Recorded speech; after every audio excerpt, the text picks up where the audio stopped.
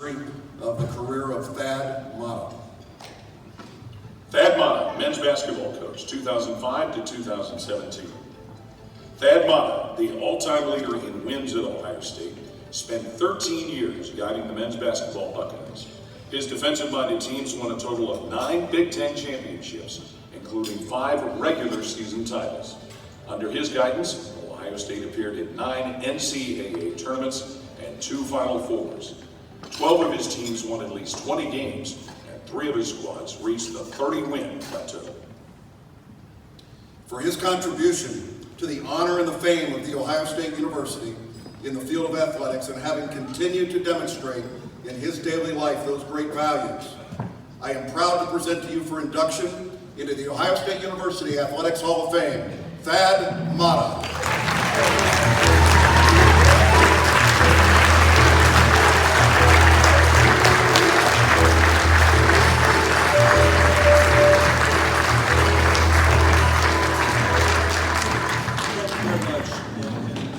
I'd like to say is Stan Lyons was a college professor of mine at Butler University back in the 80s, or late 80s, I should say, I don't want to date myself, and was probably one of the greatest human beings I ever met. It was very influential in me going into the coaching profession. And I know he's looking down here today saying, the worst student I ever had in class is going into the same damn Hall of Fame as I am. And he also said I could have a couple of his minutes because 13 years in one place is a long time. Let me say thank you to the Varsity O and this tremendous honor. I think, you know, from the standpoint of what happened last year in the Schottenstein Center and then tonight, I can honestly say that this is maybe the most humbling experience, but at the same time, the greatest honor. And as I think back and I look at my time at Ohio State, the real award was the 13 years I got to coach here. That meant more to me than anything that they could ever do for me here at Ohio State. That was the award. And I just hope that in my time, my 13 years at Ohio State, I was able to touch people's lives the way they touched mine. It was an incredible run. Anytime I see a coach go into a Hall of Fame, it reminds me of growing up in the cornfields in Illinois, walking down a back road, a country road, and you see a turtle sitting on a fence post. There's one thing you know for damn sure. It didn't get there on its own. And that's a fact. And tonight, there's people in this audience that helped me get to where I was, or where I am tonight. And I can never be more grateful. And starting with Debbie Cascio, 13 years as our administrative assistant, and I've never had anybody that ever worked with at other universities that hurt more when we lost and was happier when we won. To David Egelhoff, who I was laughing sitting at the women's basketball table today, and they were talking about passwords to their phones and stuff. And I didn't have the guts to say it, but if I don't know my password, I call David today. And he still has all my passwords. And not only has been with me for 13 years, but one of the greatest friends I've ever had in my life, and will always be that way. From the players that are here tonight, from Jake Lorbach, who was a walk-on from up at St. Ed's in Cleveland and gave us everything he had. We put him on scholarship, and what was it, Jake, 4 concussions in 1 year, and we finally just said, that's enough, you gotta quit leading with your head. From Joey Lane, who was with me for 2 years here, and he stopped by two nights ago at our house in Indianapolis and spent 2 hours with Barbara and I. And just to see the growth that he has made as a person, growing up, going into the real world. From Dallas Lauderdale, who gave the invocation tonight. I remember when I was recruiting Dallas from Solon High School. And many people don't know this, and they kept it very quiet, but his mother was confined to a wheelchair. And every day at lunch, he would go home and take care of her. And I said, that's the type of guy I want to build my program around.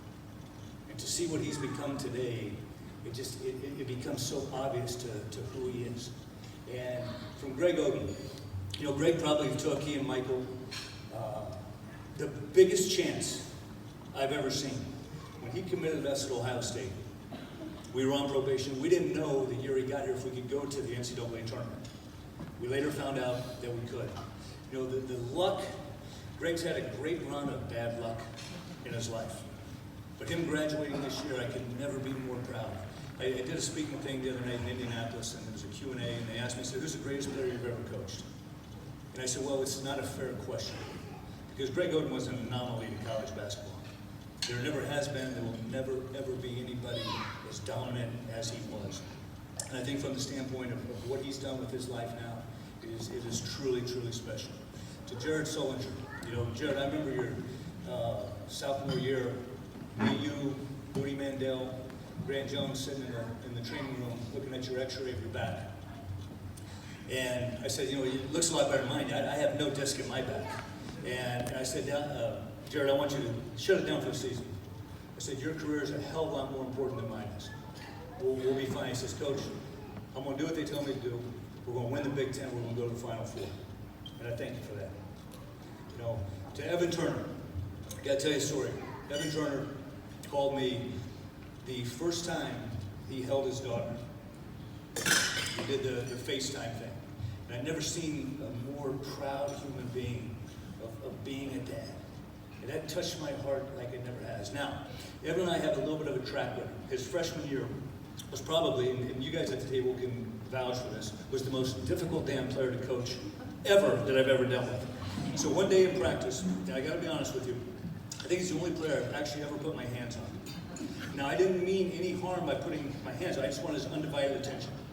So I karate kicked the side door open, gently placed him outside the door, and said, Evan, you either grow up or you go back to Chicago.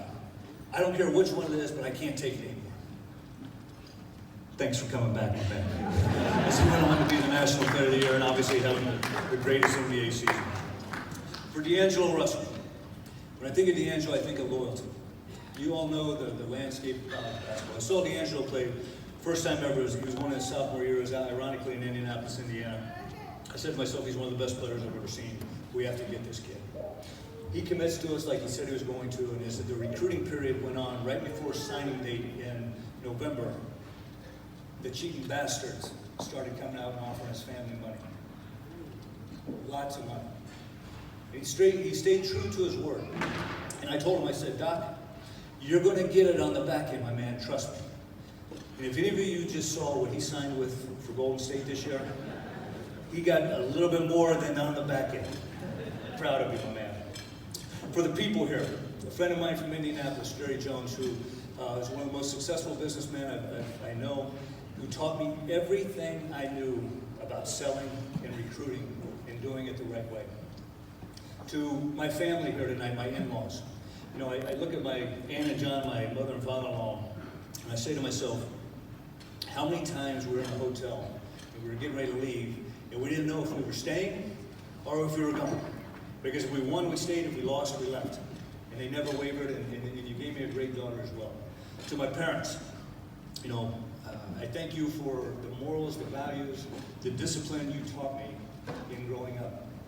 You know, sometimes it was tough love. You know, I never told you this, Dad, but that's why I bought you suspenders that year for Christmas, so you wouldn't wear your belt to get us. You know, the other thing about my dad, 39 years as a high school coach, athletic director, and a physical education teacher. And I used to tell him all the time, the only difference between what you do on a daily basis and what I do on a daily basis is our 401ks. That's one of the funniest jokes I've ever told. If you don't get that, high school teacher, college basketball coach, I made a little bit more money than he did. To my family, my two daughters, Allie and Emma. Growing up as a coach's daughters in a fishbowl, that's not always that pleasant. How hard it is, could not be more proud of what you guys have become, the women you've become. Love you to death. And for Barbara Ann, who, the real Hall of Famer, you know, I don't think I could ever put into words what she's done in this city and in this state through philanthropy, nonprofit organizations, and nobody ever knew that she was doing it. And, you know, taking care of sick kids and families and taking our players to the James, to the hospital to see kids on a weekly basis. And she's the true Hall of Famer. But I will say this, Barbara. Tonight is my night. And me and my boys, Jeff, AJ, Scott, Murray, we're going out tonight. And if I want to come back to campus and go streaking through the quad down to the gymnasium and then see if KFC's open on the way home, I'm going to do it. Because tonight's my night. Thank you, Go Bucks.